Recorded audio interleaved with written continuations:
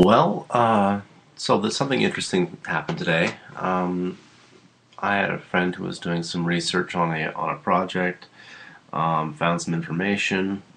I decided to hop in and take a look at it, um, and kind of try and sort of put the pieces of this puzzle together. The the issue is on how government obtains your information through Facebook.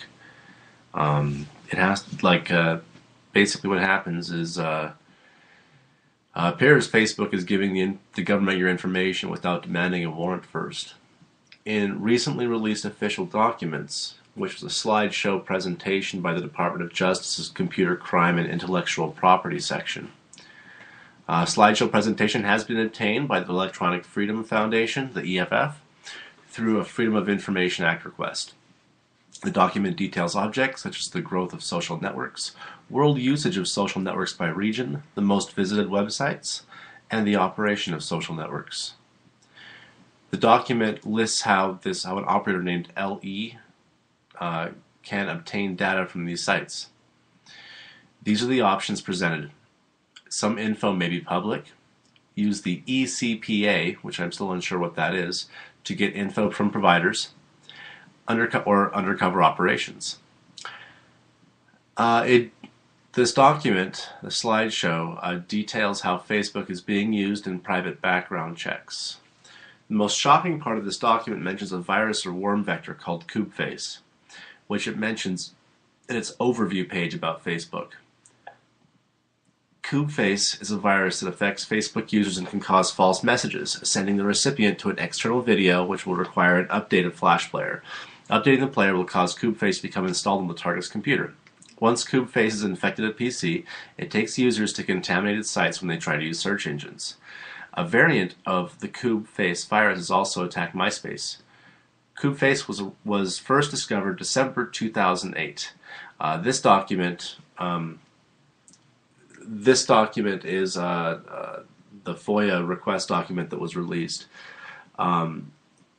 Mentions that I guess the original request was put in 2009, about a year after they discovered Koobface, and the government knew about Koobface, or at least what it was doing, because it had mentioned it in a document that was titled "How to Gain Information from Facebook Users," or how to gain information from social networks.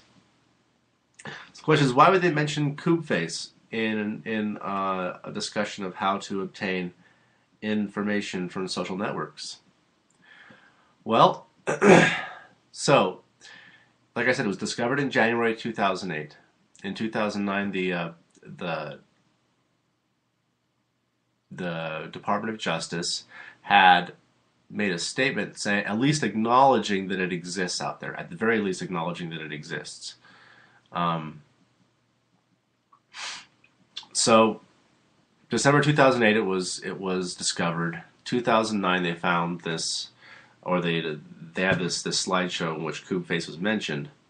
And 3 years later, Facebook came out and said they had done an investigation about this Koobface, about this virus that was spreading around Facebook,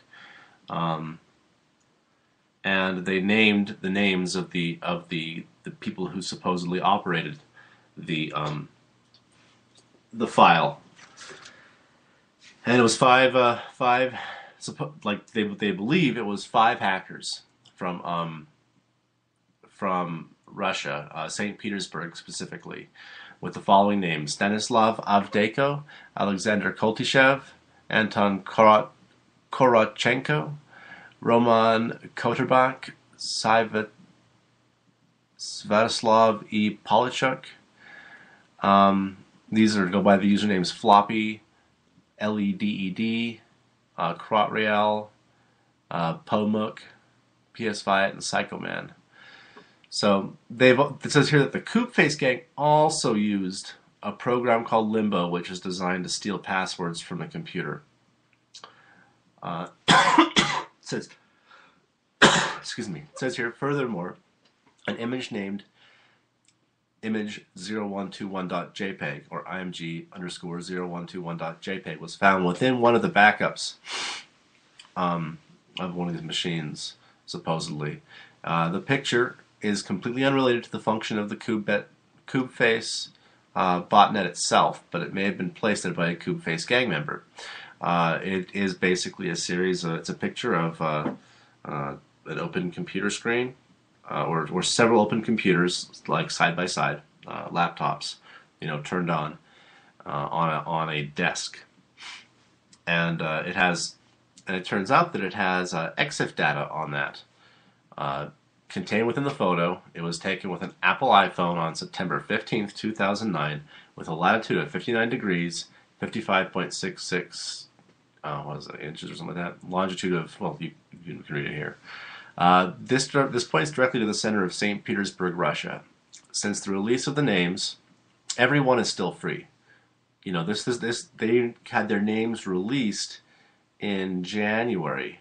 Facebook did their announcement. They announced these five guys after an exhaustive investigation. But the thing that really bothers me about this is that the source code of that virus had, like, literally the usernames of the guys who were doing it. And it's not like these were usernames that were exclusive to this thing, so you couldn't track them. I mean, these were unique names, and they also used Gmail, or not Gmail, but other mail accounts with that same username. And the way I look at it is, if the government's really monitoring us on Facebook, right, and they're really there to keep us safe, why wouldn't they go after these guys who they knew about for 3 years, never investigated the virus, acknowledged that it exists, but never bothered investigating at all? Because if they would have done a simple 10-minute check, they would have found that, oh my God, this is totally blocked off, or each of the different functions of this script is operated by a different guy, and this appears to be, what this guy does, and this is what this guy does, and this is what this guy does. It would have been so easy to find, but it took them, it took Facebook 4 years to find that. 4 years. They're either incompetent or they are in collaboration with whoever made this. Because any other company, when a virus is discovered, any other company will do its best to find out what the virus is and get it off their system as soon as possible.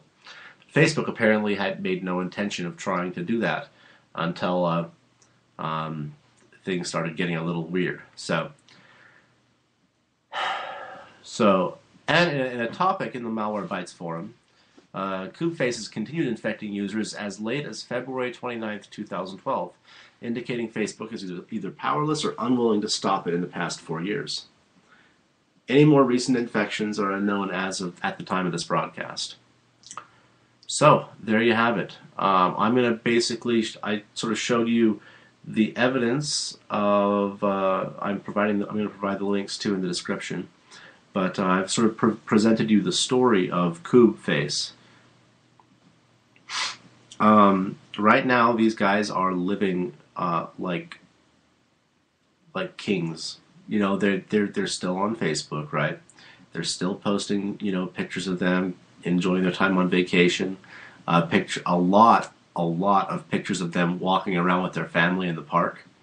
A lot of pictures of them just sort of being at their house, And the government has or at least the Russian government has no intention, apparently, of capturing these guys. And I don't think the U.S. government does either, because if they really cared about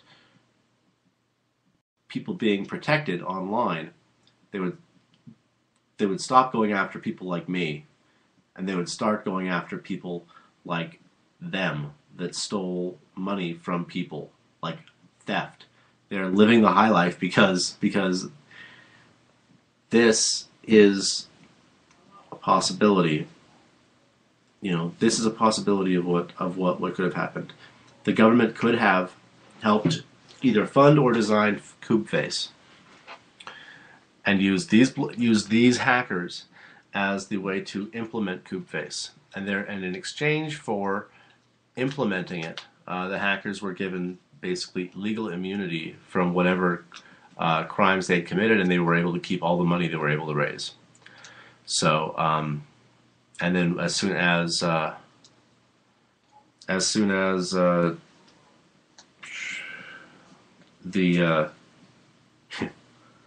as soon as the government figures out what it's doing, it might get around to arresting these guys. But of course, the government's monitoring me right now, and I mean, I'm telling them right now that this is what I am seeing. So I want you to go arrest those guys. They haven't even been charged with a crime, let alone arrested. They haven't been charged with anything. So, yeah, so anyway, this is, hopefully, hopefully this message gets out there before somebody, wipes it off the air, but we'll see. I appreciate everything you guys are doing. Just wanted to get this out there, and, I'm scared, bros, Alright, later, bye.